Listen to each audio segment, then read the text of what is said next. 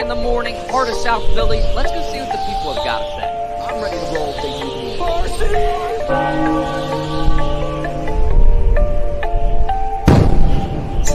Now listen here, Dutch. The Mets and the Cowboys, they suck.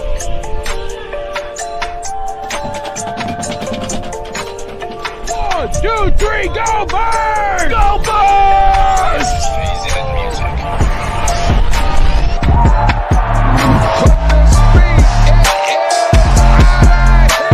Here we go, 302BIRDS, you know stinks.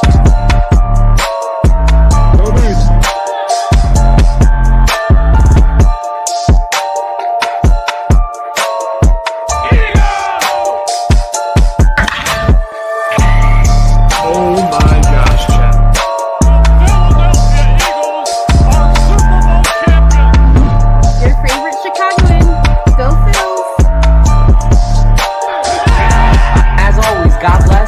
Go Birds.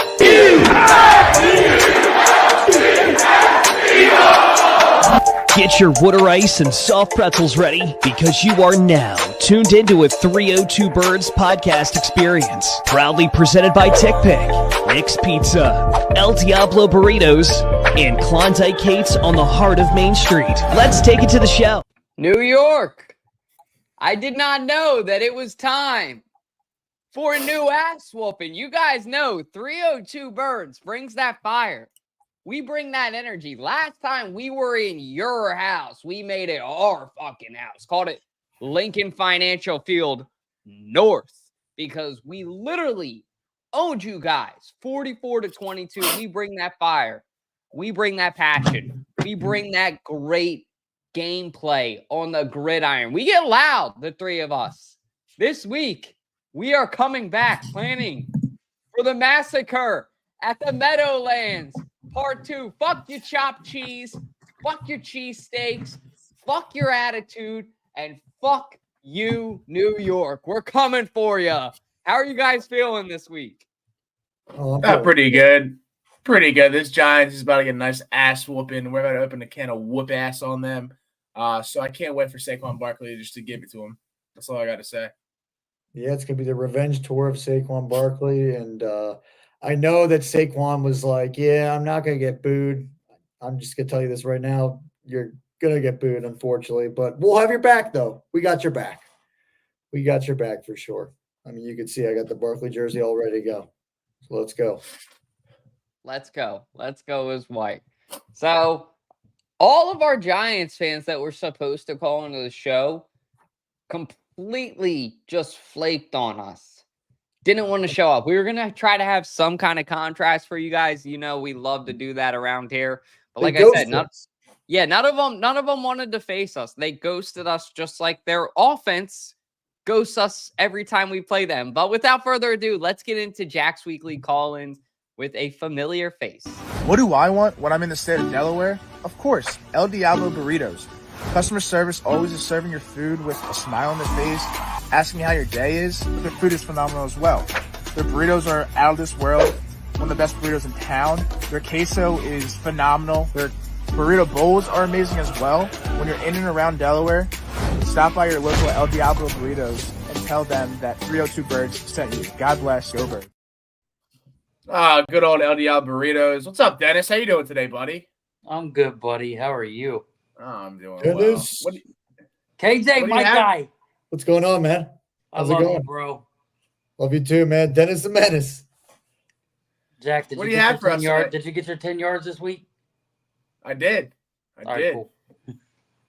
What do you have for us tonight? So I'm going to try to do this with my Italian voice here if I can remember how to do it because I've lived in the South too long. What you guys looking for when you go to this shitty stadium if it was hell? Because that's what it is in the real world anymore. That's perfect. That's good. That's really good. You got to forget about it. Oh, there we go. Forget There we go. about No. it. Yeah, there we go. Forget That's about a little better. There we go. No, we're gonna take it to MetLife Met Shit Stadium on Sunday, and we're gonna kick the living shit out of the Giants because Saquon Barkley, this is his revenge game, and we know that this guy is going to pop off. So I think we're gonna be in for another massacre at the Meadowlands. So I'm excited to see what Saquon Barkley can do and how he takes it to them today or this weekend. KJ? Yeah, it's going to be an interesting game for sure.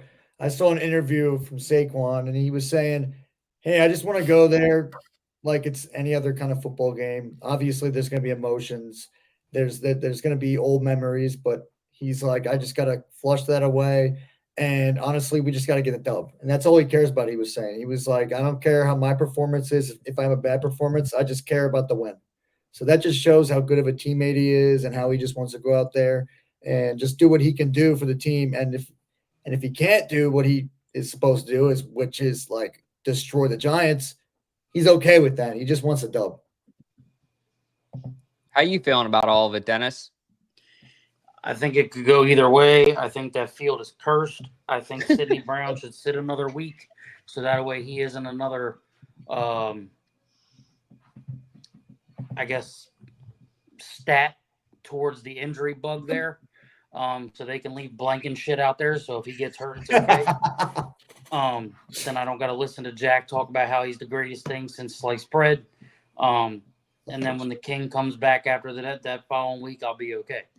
I'm just hoping we win at this point. The way this season's went, like, look, you only beat the Browns by 4 points. You got a head coach who's getting mouthy, who was forced to apologize to fans.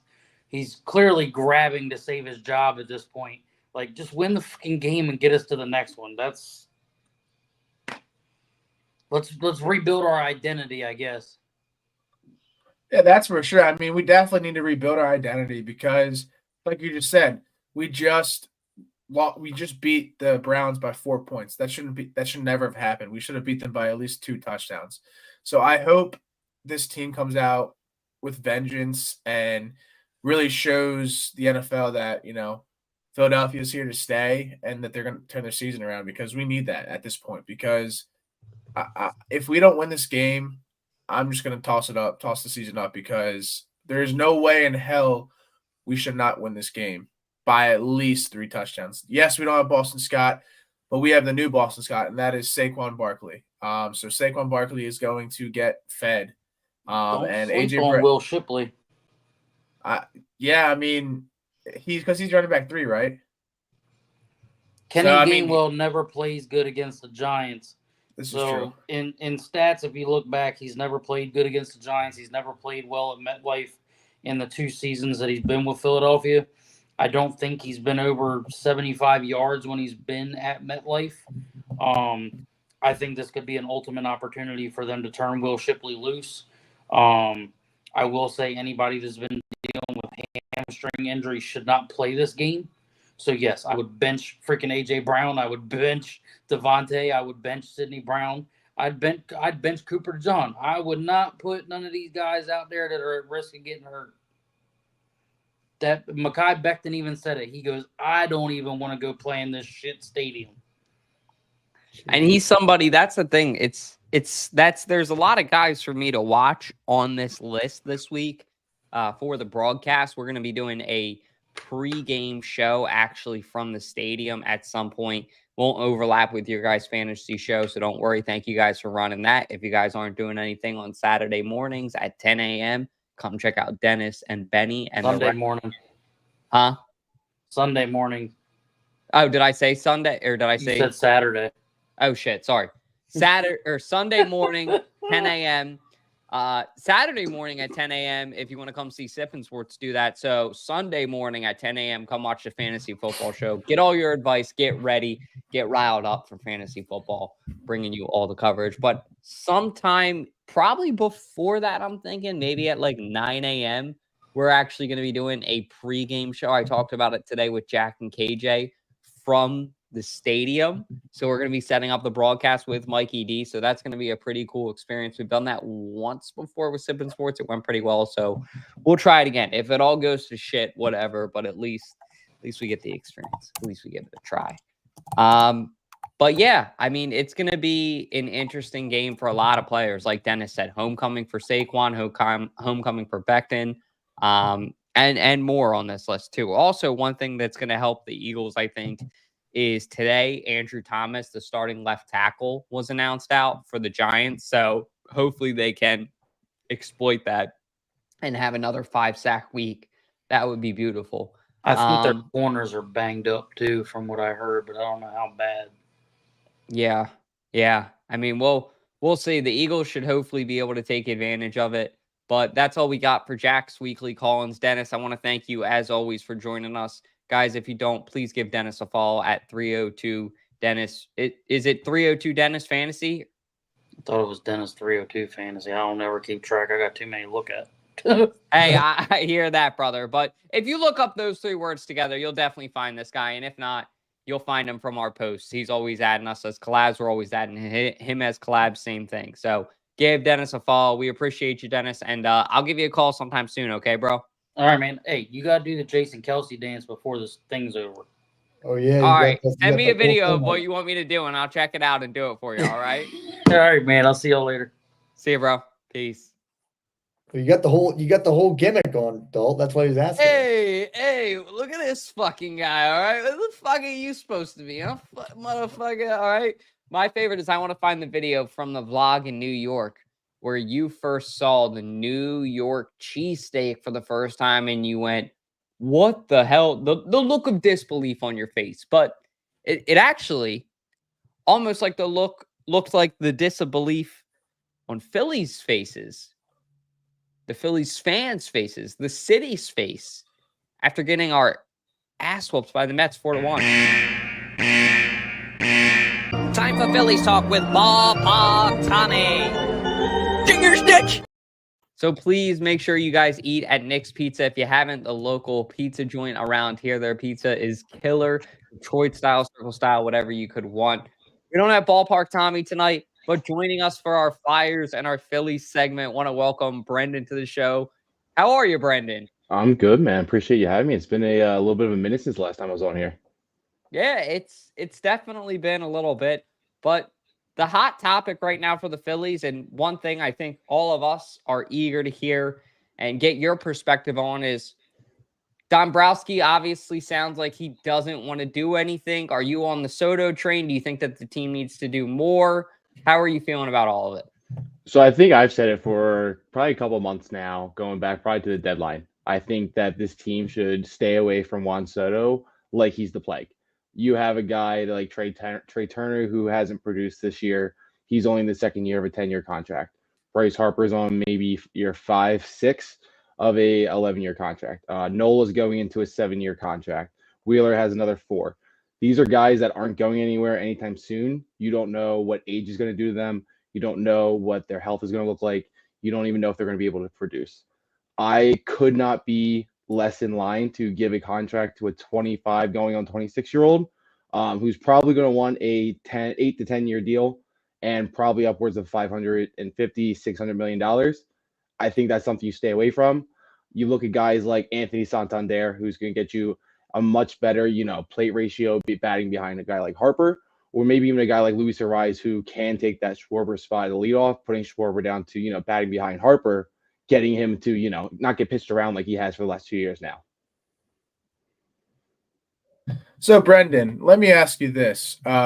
We thought we kind of improved our bullpen, but it clearly didn't. Did we? That's what people were saying going into the season. We have a way better bullpen now. Oh, don't worry about it.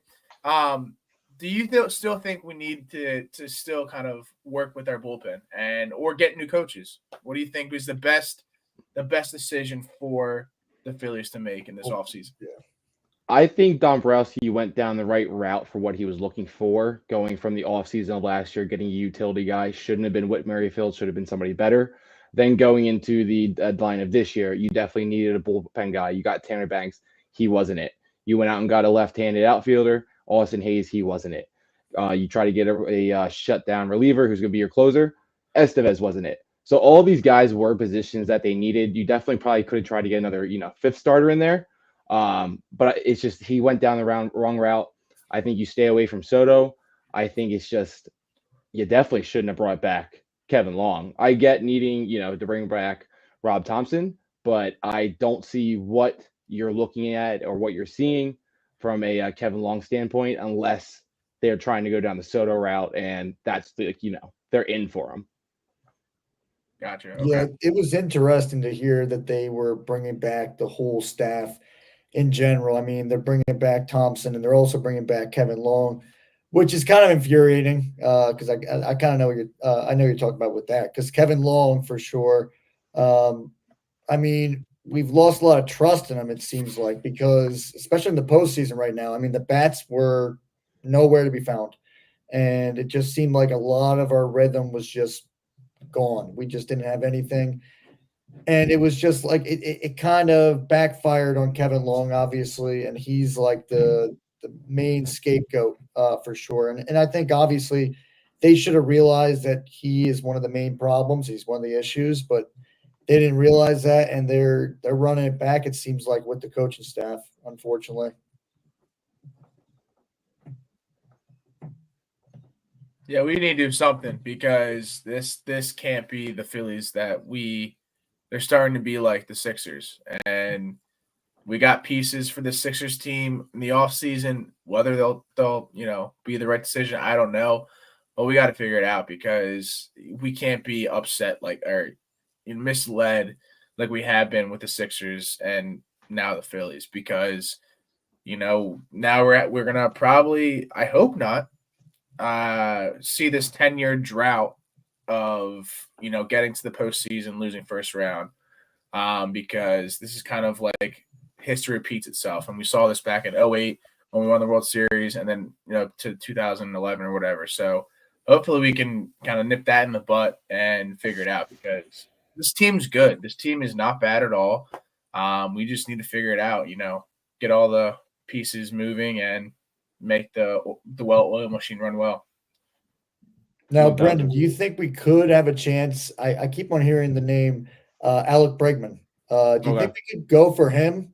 I mean, because honestly, I want to move on from Alec Boehm. I'm tired of him. I'm tired of seeing him in the postseason just whine and cry in the dugout. But is there a chance that this rumor about Alec Bregman coming to Philly, could it actually happen, in your opinion? So I think that it could happen. I don't think that's a logical thing to say, though, just because the fact that you have Aiden Miller coming up through the system. And if you are looking to, put Boehm on the market, now's the time. I think that he still has another year. I think it's a year left in arbitration before he has to sign. He's definitely going to get low 100 million, high upper end of the 90s. Just get rid of him now. That's my take on it. I don't want him here. I think that mindset that you saw through the end of the season or the end of the regular season go into the NLDS, that's just who he is. I don't think he's going to turn into a 29-year-old professional baseball player. I think he's going to remain the 28-year-old child that throws a temper tantrum when he doesn't get his way. But I think Aiden Miller's the future. And if you have a place where you can shop Boehm, I think you do it. And you bring Aiden Miller up and get him into a position to grow and develop and become the, quote unquote, next Mike Schmidt that people have been talking about.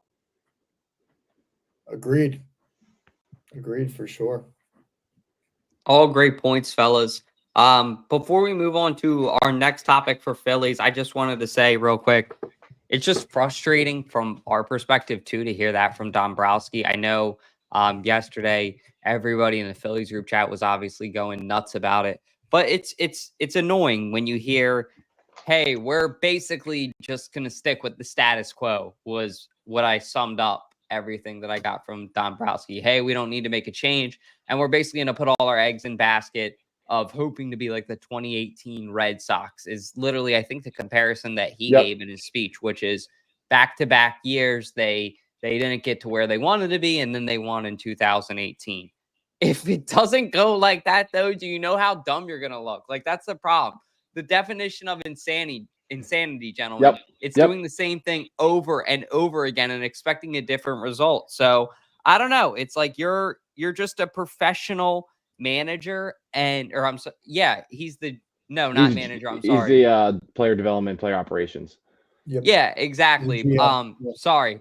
General manager to me in football terms, the guy who signs guys, the guy who gets talent. And it's just like it just feels like there's that incompetence to me with him there sometimes. And it's crazy because I didn't know about his track record being with these championship teams before. Yeah. And it just feels like he has his head in his ass right Yep. now. So very, very frustrating. However, not very frustrating.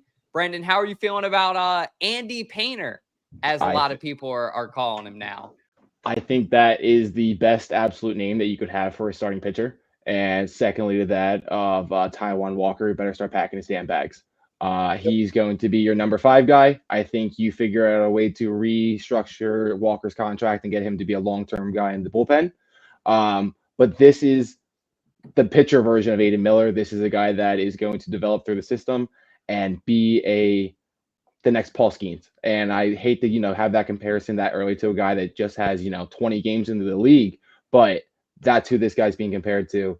I could not be more excited. He looked great in the fall league, topping out, I believe, in 3 figures. 1, 2, 3 inning in his first outing, believe was 9 pitches, 9 strikes. I'm all here for it. I think Taijuan Walker should be shaking in his boots and just be getting ready to get on a bus to go somewhere. Yeah, there's no way they bring back Taijuan Walker. There's no way they try and restructure. I mean, there's no way they try and be like, okay, you know what, you're going to be a 5th starter. There's just no way. Like Andy the Painter, problem is he has $50 million left on that contract that nobody's going to want to eat. That's the biggest deal out of all of it. Yeah. I mean, we've seen obviously like the Eagles have been able to obviously reconstruct some contracts, like obviously like Carson Wentz. We've seen the Sixers be able to reconstruct contract with like Ben Simmons. But the thing is, will we see the Phillies restructure a contract with Taijuan Walker? I hope to God they do, because every time this guy came out to the mound, it just, you were always biting your nails. Like you were always just like, okay, this is going to end awfully. Like I think there was only one game where I was like, okay, that was a pretty good outing. But besides that, though, I felt like we were just pretty much, you know what, throwing in the white flag every time he came out on the mound. Seriously. Over and over and again. And if you really want to blame everything on one person, you can blame the entire season on Taijuan Walker, because if he pitched better in 2 of his games, the Mets would have never even made it to the playoffs. Yeah. So if you just look at it that way and you want to blame it all on one person that isn't Rob Thompson or Dombrowski, hey, I'm all here for, talk all the shit you want on Taijuan Walker. Yeah, of course. Now actually moving along. So we'll wait. We were going to do our Sixers. We normally go Phillies, Sixers, Flyers, Eagles, but because Brendan's here and Brendan has such an expertise on the Flyers, we want to get into it. So even though Zeppelin's not here for old time's sake, He shoots, he scores! Time for slap shots with Zep. Flyers talk from 302 Birds. thank you to TickPick, as always, for sponsoring that segment. If you guys haven't, please check out TickPick for no fee tickets. The best place to buy your tickets to all your Flyers games, to see Mishkov put up 2 goals. I mean, ready to shock the world, Brendan? This is something that this city has not seen in decades, if not ever. This is a generational talent that is dynamic. And the best comparison that I've heard so far is that this is going to turn into the next Sidney Crosby, Alex Ovechkin rivalry between Michkov and Connor Bedard. And to have a guy that is, who everybody in the league is looking at, who practically everybody in the world's looking at, who follows hockey, is insane that he's 19 years old and he's on the Philadelphia Flyers. Yeah, I mean, he's such an exciting young talent. And the thing I think that a lot of people forget about Mishkov is that he's 19 years old. He's a teenager. He just went to Edmonton, one of the most gritty fan bases, I think, in the NHL, one of the loudest stadiums probably. And he just put up 2 goals. I believe both were in the first period, right, Brendan? Yep, both in the first period, and both were also power play goals as well. Which yeah, we I mean, never score on power plays, which is awesome to hear. Yep. We never do. You would always hear the Pico power play, and nothing but shit would happen. And he's getting the old guys' attention too, I think, is like the biggest thing that I like to see. Like, you look at the whole team, they're gelling. There were 2 fights last night.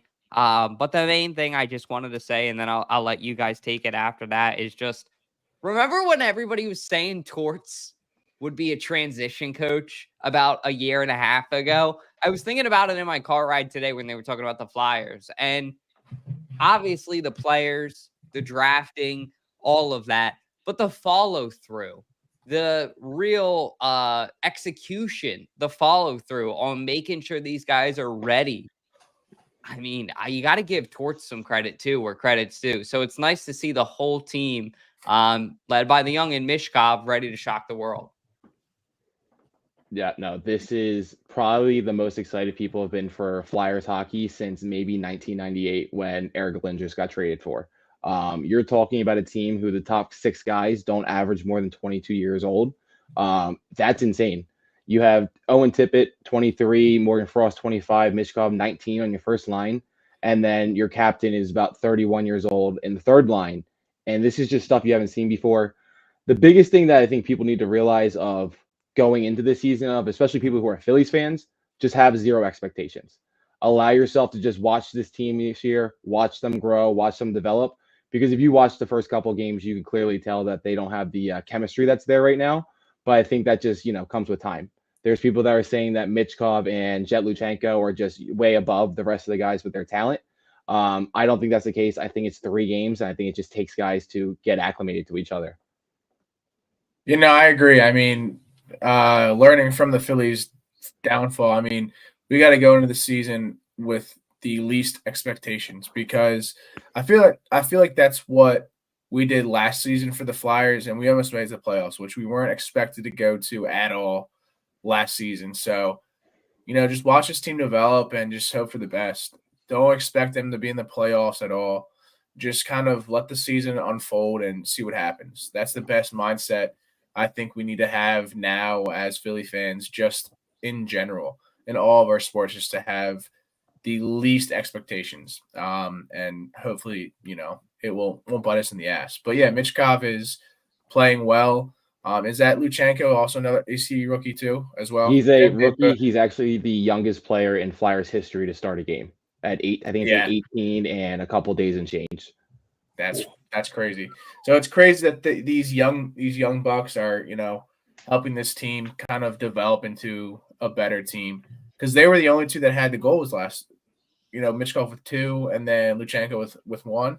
Is that right? So Luchenko has no goals, no points this year so far. Tyson Forster had the other one in the first game.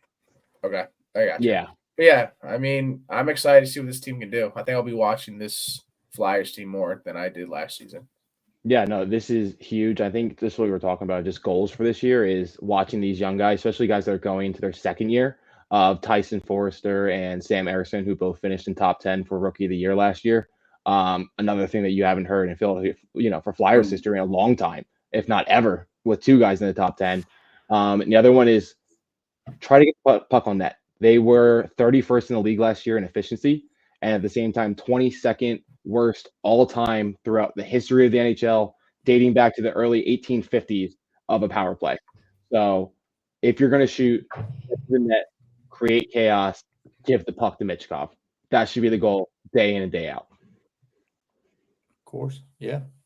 And I don't want to put and then this one last thing. I do not want to put the generational talent name to Michkov, because we said that with Joel Embiid, and yes, he got MVP. He's played well, but he's been injury prone. So bum. I agree with you, Brendan, but I don't want to put that. We'll go with dynamic player. How's that? There we go. I like that. We'll go with dynamic. We'll let him get into the second year before we go with generational. Exactly. I love the word dynamic when you came in. I was like, ooh, listen. I was like, Brendan came ready tonight. He came out swinging. Hey, it sounded good. We got notes for the Flyers this year. We're excited for them. I got you. There we go. That'd be fun. He's locked in. He's ready. So if you guys haven't, please be sure to give Brendan a follow. Where can they follow you right now? I know we're working on the username. Yeah, so it's just at @BYounger12. Cool. And JUENGERT, and you'll never guess it if you just pronounce it out loud. And the nice thing is you guys can replay it on YouTube if you need to hear him spell that. Thank you seriously for spelling that. And even better, if you need to see it right there, there you go. Thank you for joining, Brendan. We appreciate you as always. Thanks, guys. Appreciate it. Thank you, Brendan. Yeah. Thanks, Brendan. So that should do it for our Flyers and for our Phillies talk. but now it's actually been a real hot minute since you guys have seen this intro. You are now listening to AJ Court, proudly presented by the Sleeper. Woo! There it is. There it He's is. It's back. It's back better than ever. Shout out to my boy Mikey D for the audio behind it. He did the commentary, so that was really good, and he did it in one take. I mean, he's just that much of a legend. You guys will actually get to see him this weekend in the vlog and the live show that we will be doing as well. So you'll get introduced to Mikey D. But yes, our 76ers.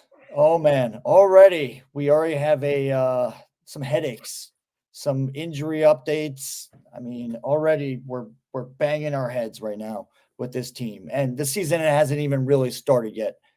So Embiid, they already have said that he will not be playing in the preseason at all. And they also said that Daryl Morey was explaining that Joel Embiid will not be probably playing back-to-back games at all this season, nor is he going to be doing that for the rest of his season, rest of his career as well.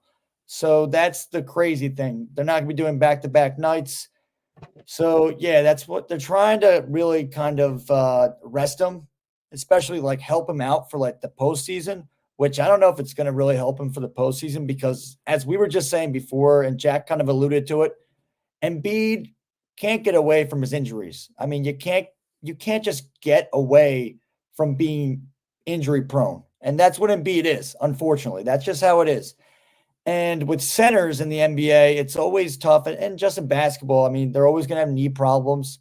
And speaking of knee problems as well, one of our new acquisitions, pretty much our biggest acquisition we've had in a little while now, Paul George also having something up with his knee.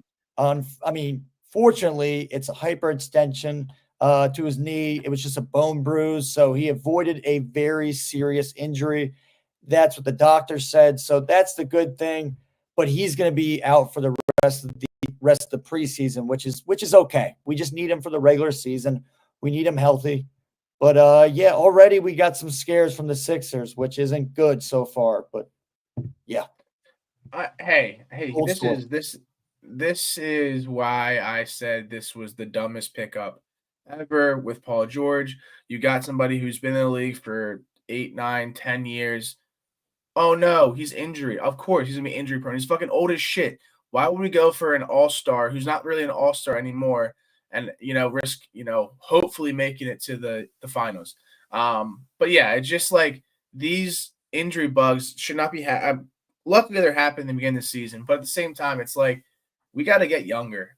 I hate to say it, but I've always been, we got to get younger, build around Maxey because Embiid's not going to take us to the promised land. With him on the team, we've only made it to the second round. That's the most we made it to. And Joel Embiid played a whole fucking Olympics game this past Olympics. So why are we trying to, baby him if he's going to get injured no matter what? So I just think we need to move on. I hate to say it because, like we just said previously, he was a generational talent, but he hasn't really gave us all we've kind of hoped for. So I just think we need to completely after the season get younger, build around Maxey because Maxey is really our only hope, honestly. Yeah. That's all I got to say. Unfortunately, though, and before Dalt was about to say something, we are kind of like we are with Trey Turner right now. We're stuck with Embiid. I mean, he's stuck with us. So as much as some people want Embiid to leave, even though he really hasn't had too much success in the postseason, we just signed him to a 4-year deal. So he's going to be here for a good while. So, that's what I was about to say. Yeah. So, KJ, that's a good transition. $117 million per year. Yep. Per year.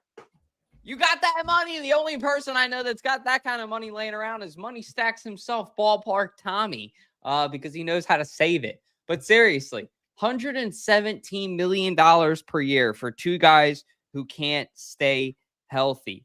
They just signed Embiid to a 3-year, $192.9 million extension this summer, along with Paul George to a 4-year, $212 million deal. What the fuck are you doing? What are you doing? And neither of these guys are healthy. Neither of these guys can show up to work when the Sixers need him to. It's like, what are you doing? It's just another letdown for the Sixers. And the funny thing is, all this injury bug news, all this, all that, it's funny how it comes out 2 weeks before the season starts. Where was all this in the summer? Now, obviously, I know Paul George just had his thing, but it's funny how the Sixers kind of just change up so suddenly. You know what I mean? Like, it's funny how it almost tells you that they've been thinking this way the whole time. They've just been waiting for a moment to tell us, and this is the moment. So I knew I wouldn't be emotionally invested in the Sixers this year. I'm not going to probably watch more than 20% of games this year, and that's crazy. I'm going to be watching the Flyers instead, and it's usually the other way around. But the Flyers are more entertaining right now. Yeah, I mean, I'll tell you this, though. It's not over, obviously, and we could see a healthy Paul George. Could we see a healthy Embiid? Most likely not, because, I mean, if you think about it, he plays pretty much an average of like 60, maybe like 50 games like a season. Like, he gets injured. So he'll get injured for a margin of like maybe 10 games and then like even beyond that. So that's the problem with Embiid. We've talked about it before. And don't get me wrong, he's an MVP talent. But when he's hurt, though, you could see the team really does miss him, though. But then sometimes, though, the team does ball out. You got a guy like Tyrese Maxey, though, who just wants to go out there and ball out. So I think I wouldn't be so like, okay, give up on the Sixers, because you have some other people, some other players that will be there. They'll be balling out for sure. This team is a good constructed team. I'll tell you this right now. Having some role players like Caleb Martin is great. That was a great underrated move by them to get a guy like Caleb Martin, a guy who is gritty. He's tenacious, and I mean, he can play defense. He can go for loose balls. He is a player that has a lot of great energy that we needed. So I think with those kind of guys, getting those kind of role players, that's a good thing. Getting a guy last year, I'll tell you this. One of the main reasons we lost that Knicks series was because we were getting out rebounded by Julius Randle. And I was thinking to myself, and I was discussing this with a bunch of friends as well. If we had Andre Drummond, we probably would have won that series, because Drummond is probably the best rebounder in this league right now. So that's the thing. Even though we're hearing that Embiid won't be playing back-to-back games, you have Andre Drummond, though, who's a good backup center to a guy that you can fall to as well, that kind of already has that chemistry with Tyrese Maxey, which I'm not too worried about. Like, I think they can still get some games under their belt for sure. And then obviously, though, Embiid, they'll start to really try and feed him into more of the games, obviously, when it becomes the postseason. But that's going to be in May and June. So we got some time before that actually happens. So I'm not too worried about this Sixers team. I really am not, even though it does seem a little fishy what they're kind of alluding to, like giving some guys some breaks, kind of making them skip some games. I still feel like we have a decent roster. I really do. I feel like we have one of the best rosters we've had in a little while. It obviously doesn't seem like it could be that good of a scoring team, but I feel like, honestly, defensively, though, we could really cause a havoc for sure. That's what I think. So I'm not too worried. I'm always going to be a Sixers fan, but I do feel like this team, though, and you got the right coach. It's not like we have Doc Rivers anymore. We don't have Doc Rivers anymore. We don't have to have this guy who's stressing us to freak out. Nick Nurse is the perfect coach for this situation. Really do. I really think he is. Speaking of perfect coach, I want to talk about something that I think a lot of people are overreacting about. Now, obviously, I think Nick Nurse and Torts actually might be two of the brighter spots of coaching in Philadelphia right now. The Sixers and Flyers coaching are actually kind of the ones that are showing them how to get it done. But a lot of people are debating, did the Philadelphia Eagles impress or regress this week in their victory? Emphasis on fucking victory. against the Cleveland Browns. I'm going to give you guys the good, and then I'll let KJ and Jack. I know Jack is definitely going to give you the negative. I'll let KJ give you guys what he wants to give you, because I know we got to keep the show rolling because we actually have a Giants fan backstage. So we got to get into our Giants preview soon. So stay tuned for that. But I mean, it was a 2016 victory over Cleveland, and I was happy with this game. And a lot of people will say, why? Oh, why? Like, and I'm shocked why people say why. Like, it shouldn't be a surprise. Jalen Hurts had a turnover-free win that I honestly expected to lose the game. This city was morally defeated this week after what the Philadelphia Phillies did to us. So I was expecting the team to buy in to what the fans were cooking up. And thank God they didn't, because I think if it was any other week, the Eagles might have found a way to lose this game. But I think because they knew that the city would economically and like literally collapse, cars would be set on fire, people would riot, they were like, all right, fuck it, we got to get the job done. And when you look at some of these plays that Jalen Hurts and this offense had, I mean, this catch right here by A.J. Brown was just beautifully done by AJ. The throw is okay, but watch the catch. 10th play of the drive for the Eagles, 3rd down and 7. Hurts to the end zone. It is A.J. Brown who makes the catch for an Eagles touchdown. Then really quick, you take a look at Devontae Smith's touchdown, which was a beautiful play drawn up by Kellen Moore. We need to see more of this. From the Browns 45. Hurts complete. Wide open, Smith down the sideline, Devontae Smith into the end zone for an Eagles touchdown. So Jalen Hurts had a game where he had his best, guys, Jalen Hurts had a game where he had his best passer rating in 13 games with 126.1. The last time he had a passer rating that high was against the Dallas Cowboys in our victory November 5th, 2023, when he had a passer rating of 130.2. So for me, this is a real confidence booster. There were a lot of positives in this game, not to mention the defense looked really good. 5 sacks and hits like these. Watson swings it out. This is strong. Breaks a tackle down the sideline. Tackle down the sideline. Down the sideline. Oh, and he took a hard hit. Hello. At the end of the play. Hello. That's exactly right. But I will say that the Philadelphia Eagles impressed me overall in this game. KJ, Jack, how are you guys feeling about it? Want to go first, Jack? Go for it. You got it. Yeah, I think it's definitely I wouldn't say a complete degress, but at the same time, we should have beat this team by more than 4 points. We are a much better team than they have, than they are. Granted, it was nice seeing how much faith Jalen Hurts puts in AJ Brown and Devontae Smith, because they were the only two that had our touchdown. But at the same time, it's like we lost Jordan Mailata, we lost Dallas Goedert, so we gotta I know you can't really help it, but we got to stop the injuries, because, you know, these key players are the ones that are getting injured, and it's definitely detrimental to the team. But, I mean, they shut down Saquon Barkley. We knew they had a great running defense. But, I mean, it's great that you get a win, but at the same time, this should have been at least 2 touchdown win, not just a 4-point game. And we need to do something with our special teams, because, you know, granted, there probably should have been a penalty on Myles Garrett, because he had leverage on our long snapper to block that kick. But at the same time, we were making these little mistakes.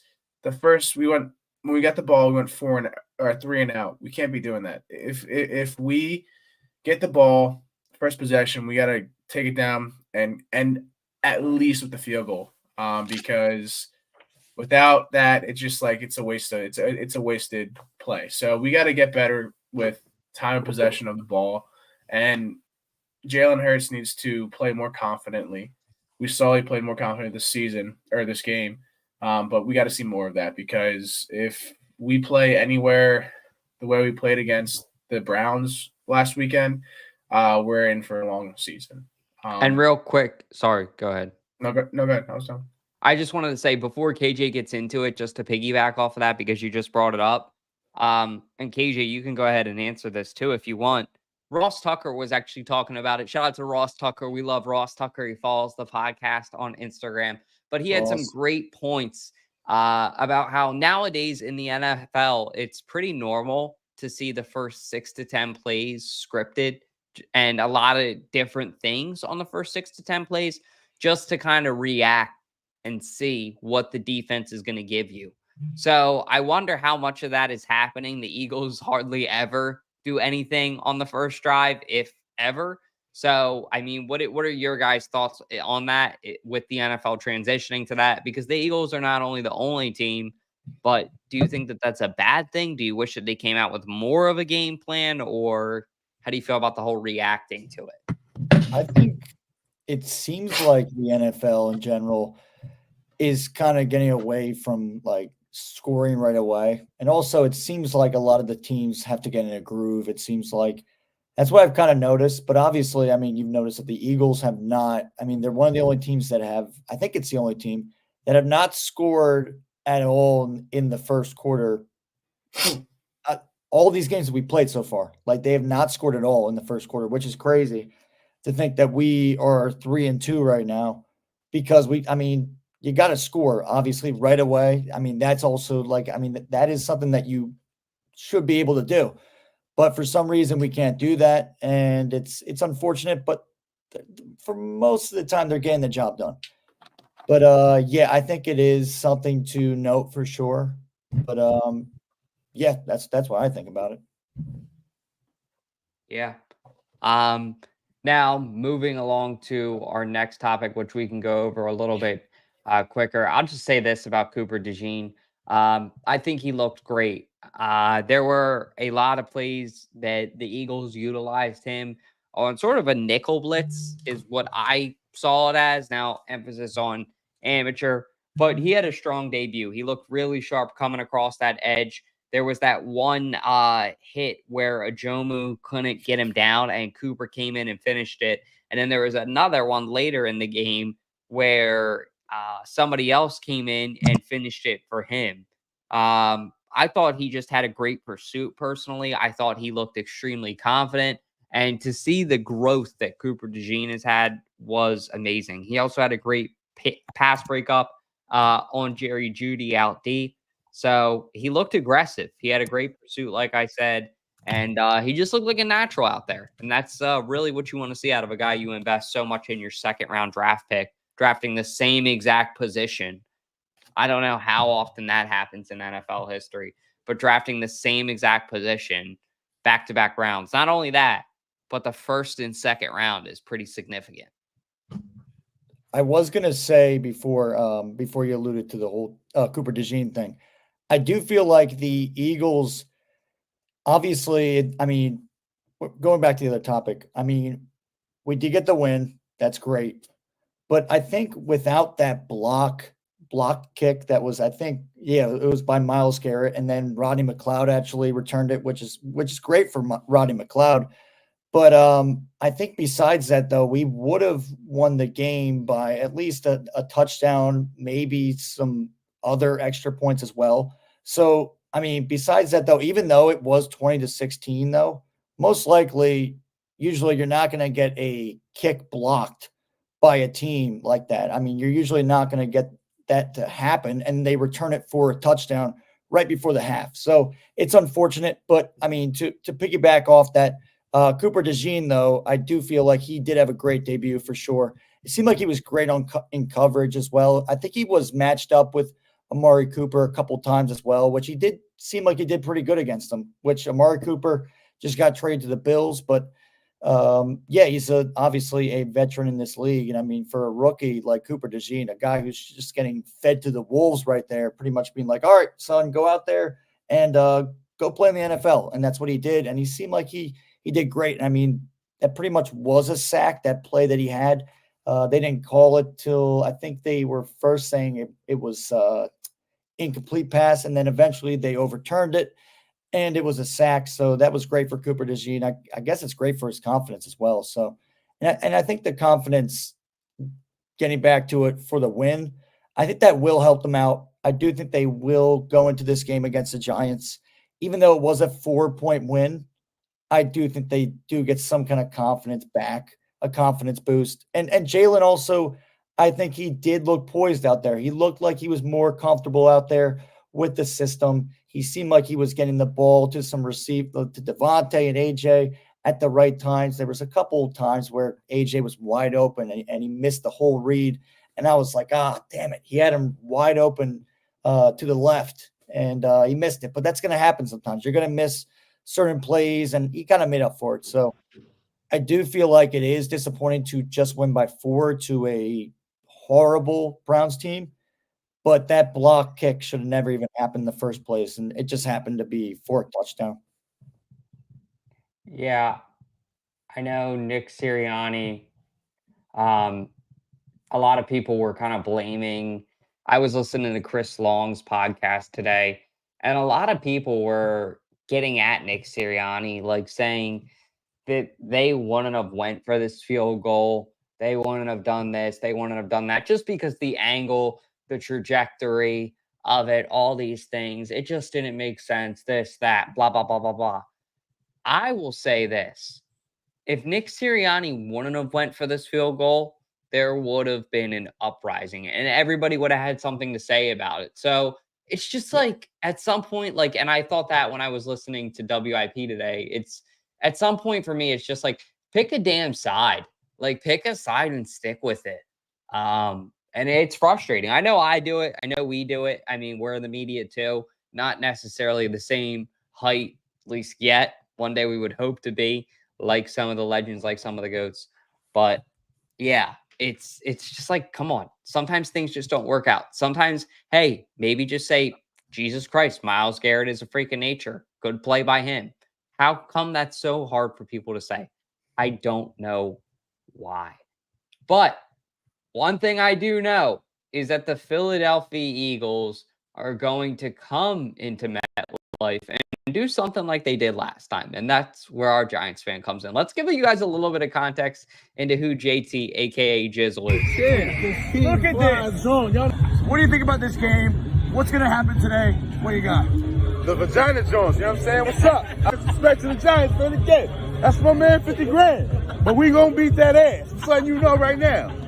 I'm gonna say this. No Saquon. With Saquon, he injured. He's gonna be in the back. He's gonna be in the backfield doing the whole Shakira, Vida Loca type joint. Yeah. Cause you know we coming after that ass. Those dance moves by KJ were pretty good there. JT, how you been, man? I'm good, man. How you doing, Dalt? How you doing, guys? Great. Good, it's man. good to see you. Hi, Jizzle. What's up, KJ? What you got for me, man? What you think? We're going to be seeing you this week in New York. We're bringing a new Whoopin for you. How are you feeling about this whole game and Philly fans coming into your home? You see, so on Monday, yesterday, I was feeling pretty good because I knew we were getting Malik Neighbors back, and Malik Neighbors has, when he's targeted, he's given Daniel Jones a 108 passer rating. So he's, seriously elevating that offense. But my excitement kind of drained because I'm looking at this injury report. Half our defense and most of our offense is injured. Brian Burns, Dexter Lawrence, Andrew Thomas out for the season. Wan'Dale Robinson, Devin Singletary, Darius Slayton. Like, this is not looking good. This is looking like a blowout if this stays. And Malik Neighbors is still in concussion protocol. So, God forbid he has the worst concussion of all time and doesn't play. Yeah, it's going to be another 48-22, unfortunately. Wait, Dexter Lawrence is out, you said? Dexter Lawrence is out with a hip. He did not play in today's practice. Wow, that's humongous for the Eagles, because today the one thing I heard is, Jizzle, can you just speak on the kind of season he's having before? 7 sacks already, right? He is the defensive player of the year if the season ended today. It's I'm a Giants fan, so maybe I'm biased, maybe I am. But if the season ended today, the effect that every other defensive player has had in the entire league does not come close to the effect Dexter Lawrence has on that Giants defense. Well, It's I don't think unmatched. anyone else has 7 sacks. I mean, that's a As a crazy nose tackle. number. I mean, As a that's nose insane. tackle, yeah. That is insane. And isn't Kayvon Thibodeau out too? Kayvon Thibodeau is not out. Okay. He was. I looked like he was hurt at the end of that game, but he's not showing up on the injury report. Gotcha. Which is good. But Let me ask Brian Burns and Dexter Lawrence being out. I expect them to play.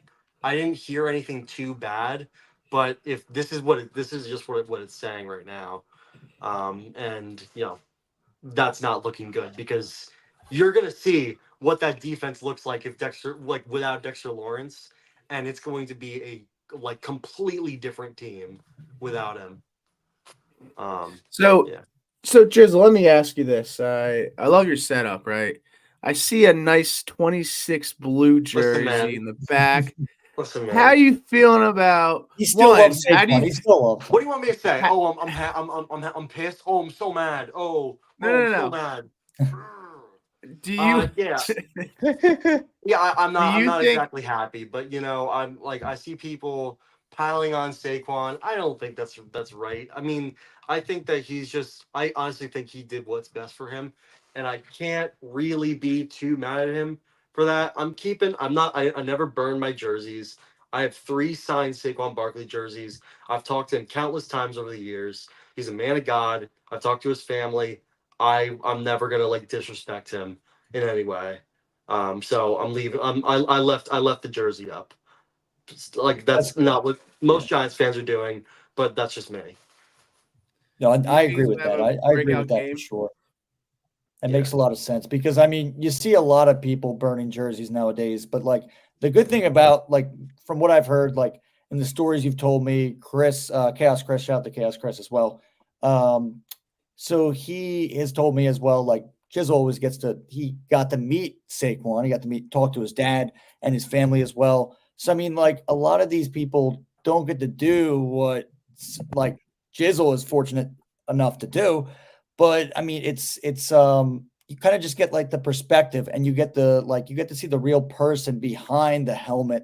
And I mean, that's the good thing about what Jizzle has been able to realize. I mean, he realized that he's just another guy like us.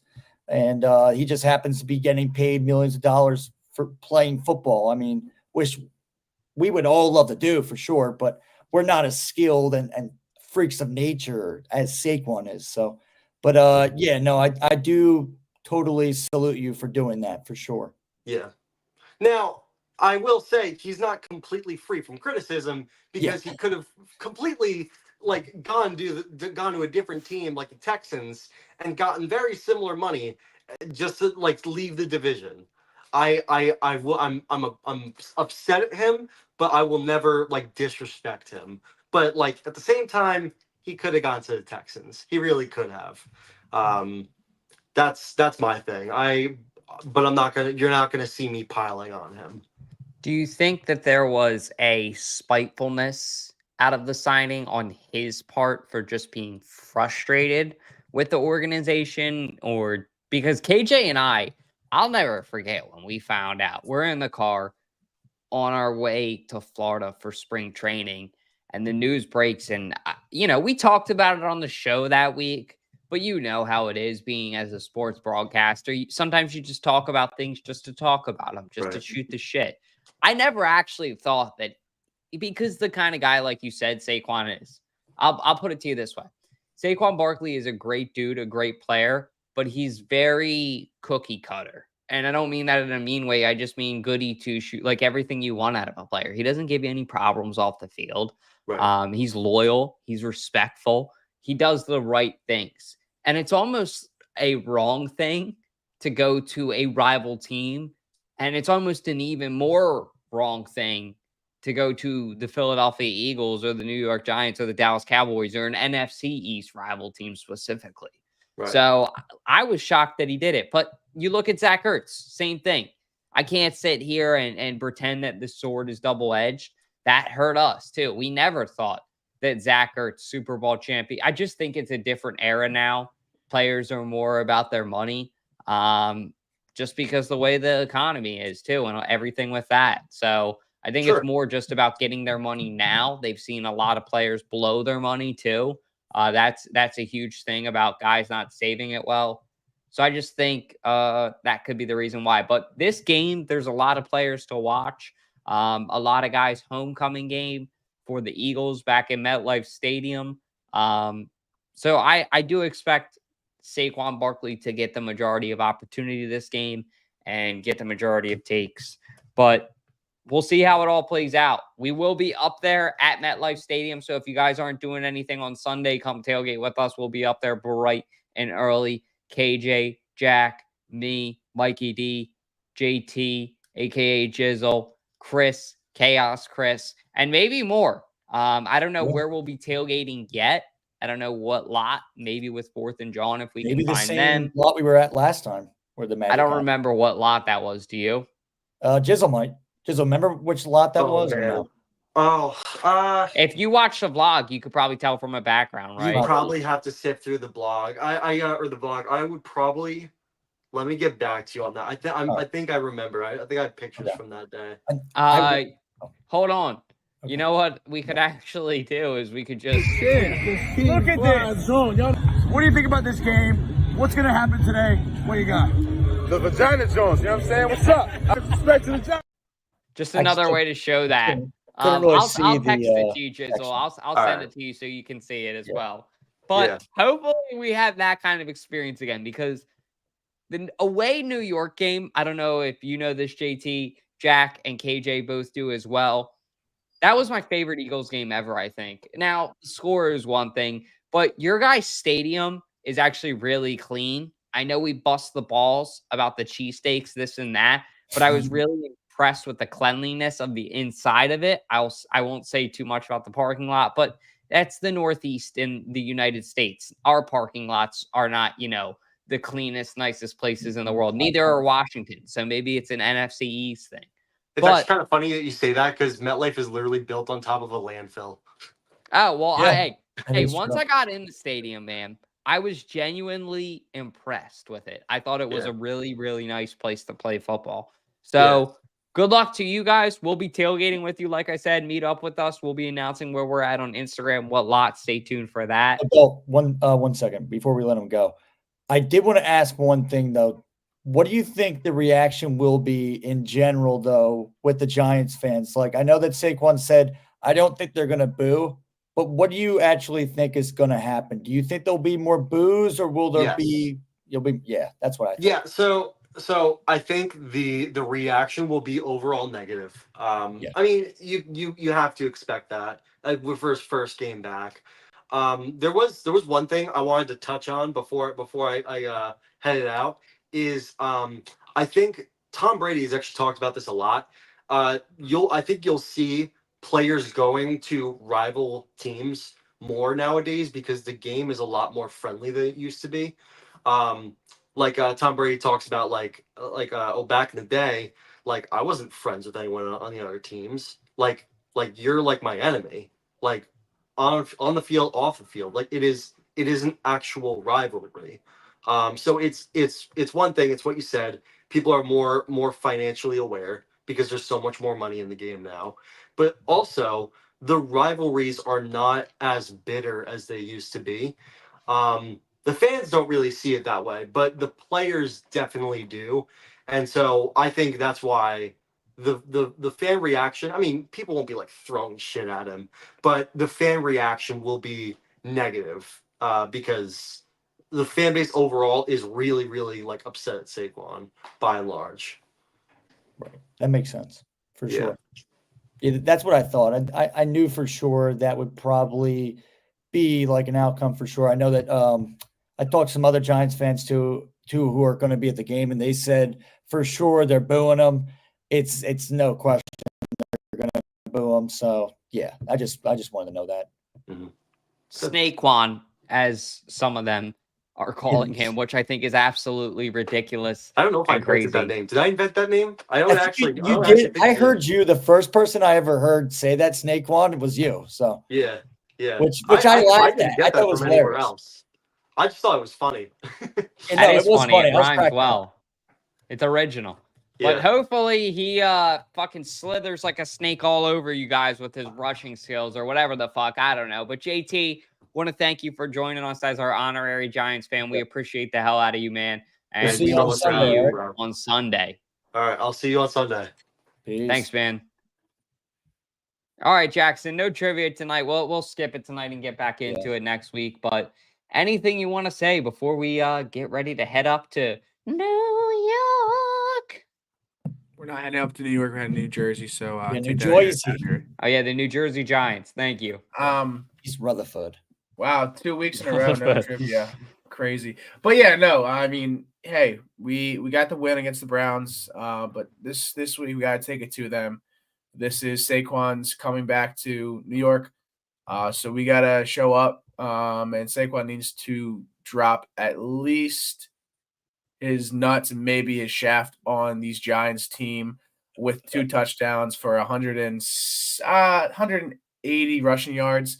But yeah, I think this is going to be a breakout game for Saquon Barkley. So I can't wait to see what this fan base can do. And without further ado, hey Josh, it's an outro, not an intro. Hit that motherfucking outro.